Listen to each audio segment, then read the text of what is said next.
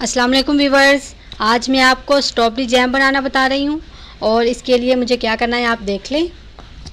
ये सबसे पहले मैंने हाफ़ kg स्ट्रॉबेरी ली है और इसको इस तरह से ऊपर से काट के ऊपर वाला हिस्सा अलग कर दूँगी और इसको 4 हिस्सों में मैं काट लूँगी।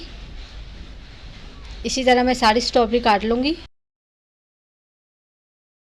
और देखें ये मैंने स्ट्रॉबेरी को काट लिया था। अब मैं इसको ब्लेंडर में डाल के इसको ब्लेंड करूँगी और थोड़ी सी मैं बचा लूँगी।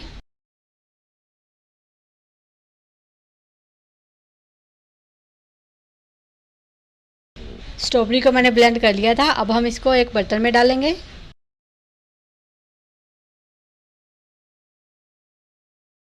और ये जो कटी हुई स्ट्रॉबेरी बचाई थी वो भी हम इस पे शामिल कर देंगे। अब 1 कप चीनी शामिल कर देंगे और इसको हम हल्की आंच पर पकाएंगे। बीच बीच में हम इसमें चम्मच चलाते रहेंगे ताकि ये नीचे ना लगे। जिन्होंने हमारे चैनल को अभी तक सब्सक्राइब नहीं किया प्लीज़ वो हमारे चैनल को सब्सक्राइब करें और साथ में बेल आइकन के बटन को भी ज़रूर प्रेस करें ताकि हमारी हर आने वाली नई वीडियो का नोटिफिकेशन आपको मिल जाए। और हमारे चैनल को लाइक करें, शेयर करें और हमें कमेंट्स भी करें।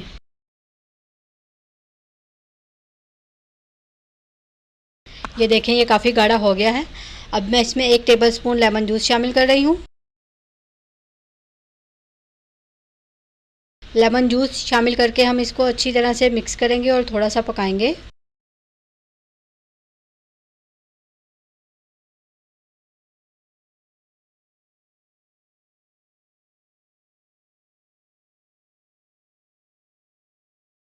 और आप देखें कि ये काफ़ी गाढ़ा हो गया है। अब हम इसको चेक कर लेंगे कि ये तैयार हो गया है या नहीं।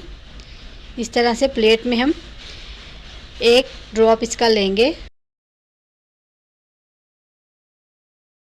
और 10 सेकंड के बाद हम प्लेट को ऐसे टेढ़ा करेंगे और ये देखें ये नीचे बह गया है। ये अभी तैयार नहीं है, हम इसको थोड़ा सा और पकाएंगे।